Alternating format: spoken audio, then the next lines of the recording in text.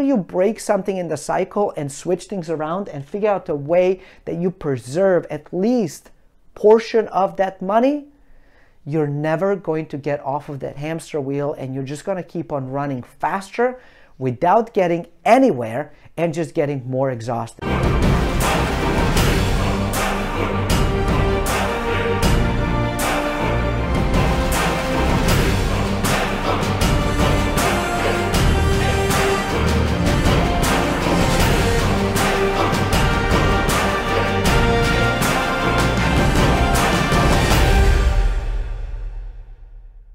Hey y'all, this is Nev with One Deal Away, and welcome back to another episode. Now this is how we left it the last time, right? I hope you remember. If not, go ahead and find a video where we talk a little bit about how to budget money without ever having to budget.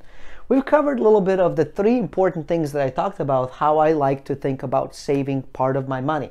And part of it is going into emergencies, capital, and education fund, which I've already explained to you that is tax deductible. And so I want to go a bit deeper into this stuff. I'm going to grab my trusty marker and let's go and have fun into learning a bit more about how all of this works. Now we can start. Okay, so there's a part of the money that kind of comes in from somewhere. Hopefully for most of you is going to come out of the investment world, out of the job world, or out of the business world if you own your own business, or right?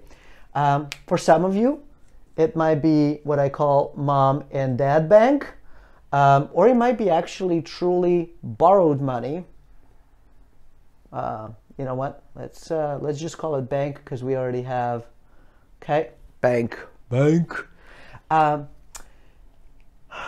If this is how you're making money and this is how you're living, even though I have said that money doing some trading stuff, and that's how a lot of businesses actually are operating, but there's also components of playing well with that stuff. Even though that is money and money is debt, right? We've covered that. Debt and money are sort of like fire. While they can keep us warm when it's cold, can, boil water and kill all the germs and keep us alive, keep us safe, they can also hurt us badly. They can kill us. They can destroy our entire house. So that kind of functions in the same way. It sort of has both good and the bad with it. And knowing how to play with it well is really, really important. So if you are using loans as a means of living, please make sure that you are paying those things off consistently, before the interest kind of hits it. There are some cool strategies that exist that you can play with credit cards that sort of give you points. And we can cover that at some of the points in the future. But, I just kind of want to think through sort of how money goes in. So this one, be very, very wary about. Income derived from investments is very cool because that income is taxed at, 0 to 20%, which is really cool, depending on kind of how that money comes in. Same thing with business. Business is 0 to 20% tax. Money from mom and dad is cool when you're 5. Really cool when you're 12. If you're in your 20s, it's time to say, thanks mom, thanks dad. It's time for Peter Pan to grow up. And, for parents watching this, I hope that you will also be kind of the parent that is responsible, saying, we love you, but you got to grow up. Time to go and get a real job, bud. So, I know that for some folks, that's kind of how they are operating. I suggest that you try to figure out the way to start earning your own money, especially if you're in your 20s, 30s, 40s, or beyond. It's time to, get off the support and start figuring out your own way to make money. Yes, it's hard, much harder than just taking money from mom and dad. But the rest of us have figured it out. So surely you are no dumber than billions of people around the world. So if billions of people can figure it out, I am certain that you can as well. So we're going to ex-nay mom and dad, okay? And then finally there's a job, and job is going to be typically taxed, 20 to 60% plus. Depending on where you are in the world, taxes can run even as high as 80 or 90%, if you can believe that. So imagine that.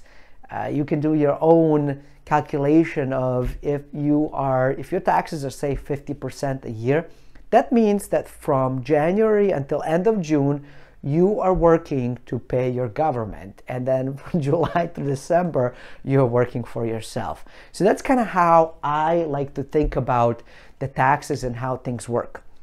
As you can see, out of all of these different things, the business and the investment income are going to be the best incomes. And so that's why I'm a strong advocate of people learning how to build and grow businesses and how to invest correctly for income. So over here, when I talked about in previous video that it's important to purchase assets that are income producing, this is the reason why, because it's going to start lowering your taxes, which means you can end up making more money. But money comes in, right? So it comes in to you. This is you, all right? And you're happy. And so then you're going to take a portion of that money, right? Portion of that money is going to go there, and then portion of the money is going to go wherever, right? Whether that is to pay for your living expenses, for food, for, debts, all of that different stuff. Which is kind of funny if you think about it, that money is debt, and then we pay off the debt, which means you're paying the debt with the debt. Fun, huh? So that's why this, I will definitely do the piece on the bank and sort of like playing debt with debt. But please understand, when you do that, you are sort of playing fire with fire. And it could be really cool, but it could also be very dangerous. So I want to put it out there that it's not for weak of heart and it's not for everybody, okay? So, but when we cover that, I'll do plenty of warnings and scare you out of it, and then you don't have to worry about it. All right, so people ask, like, how much money do I put into the saving stuff? And it really depends on like how much you can. I would shoot for, my first goal would be like 30% of all of my money. So 30% of all of that. So if that's $100, 30 bucks goes straight here, and then boom, I just divide it.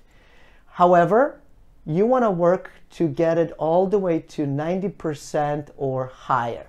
So, all right, work towards that. So that's kind of where it's cool. A lot of people think the way to get rich is to increase how much money is coming your way. And while yes, making more money makes things easier, makes things faster to make more money, it also makes it easier and faster to lose more money. So it's not just how much money is coming in, it's actually how much money you get to keep that counts way more.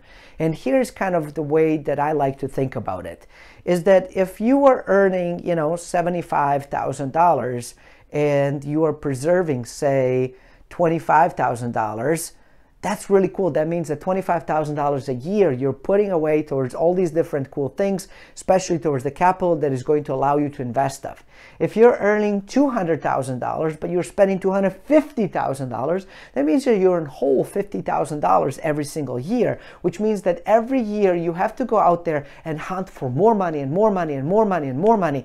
And until you break something in the cycle and switch things around and figure out a way that you preserve at least portion of that money, you're never going to get off of that hamster wheel, and you're just going to keep on running faster without getting anywhere and just getting more exhausted. So I recommend 30 to 90%. If you don't have 30%, start with 5%, start with 10%, start with 1%. Heck, start with $1. I don't care, but start. Cool?